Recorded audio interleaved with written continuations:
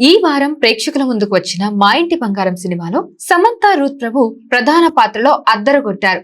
బయటకు అమాయకంగా సాంప్రదాయ కోడలిలా కనిపించే ఆమె గతంలో భయంకరమైన రహస్య జీవితాన్ని దాచుకుని ఉంటుంది. మొదటి భాగం మొత్తం ఫ్యామిలీ కామెడీ, ఎంటర్టైనింగ్ సన్నివేశాలు, సరదాగా డైలాగులతో చాలా ఫ్రెష్ గా సాగుతుంది. కానీ ఇంటర్వెల్ తర్వాత కథ కాస్త రొటీన్ గా మారి ఊహించగలిగేలా ఉండటం సినిమాకు మైనస్ గా మారింది.